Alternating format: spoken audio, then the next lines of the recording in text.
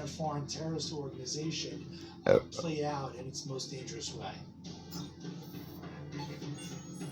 Almost 3 years after the attempted attack, 7 defendants, including Zazi's own father, Imam Afzadi, Adis Madunjanin, Zarian Ahmedze, and Najibullah Zazi, are convicted in connection with the New York City subway bomb plot.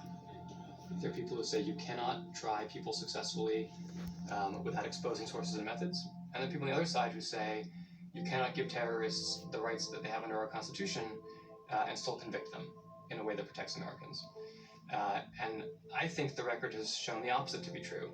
In fact, some of the most dangerous terrorists, Najibullah Zazi, Adis Madunjanin, Zarian Ahmedze, just to name 3, can be successfully prosecuted to the full extent of the law in a way that preserves the sources and methods necessary to protect us from future plots, but also preserves their rights under the American Constitution. For the JTTF and other counterterrorism task force units, the Zazi case is a success. Last I knew, he was in the Supermax facility in Florence, Colorado, and I hope he's still there. That's where he belongs. Planned attacks on mass transit really struck close to home here because we are so, in the New York area, we're so dependent on mass transit to move in and out of New York City.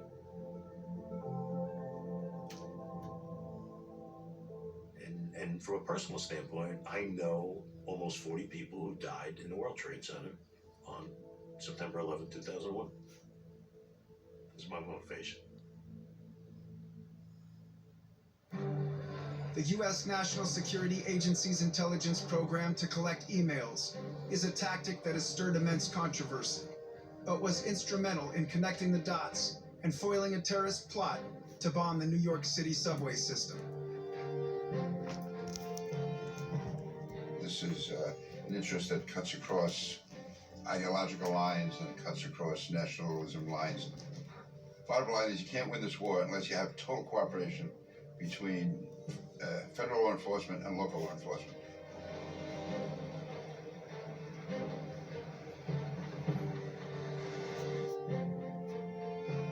And we know now that this is a case where we came extremely close to having an actual suicide bombing attack in New York City on American soil with the potential for mass casualties. And we know now that that was stopped due to the joint efforts of the intelligence community as well as law enforcement, federal, state, and local law enforcement in many states. When I started working in international terrorism, the prototype of a terrorist is somebody that comes from another country. They sneak into your country somehow. Your target was somebody that was over there. Now, it's somebody that's walking and living amongst us. It's people like Najibullah Zazi and others that get radicalized on the internet or through a close circle of friends.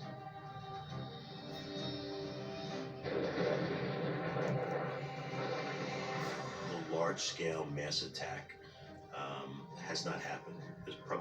There are multiple factors to that. The intelligence community has shown their focus on problematic areas in the world.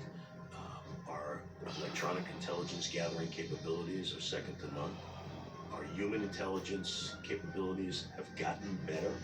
Are we 100% safe? No, because we live in a free society. We don't want to be in a police state where we're constantly 24/7 under surveillance and government listening to every phone call. I would never want that. Myself, even as an FBI agent, I would never want that.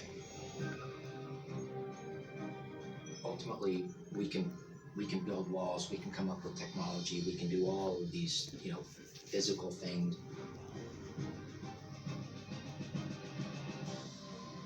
But we also need to stop the flow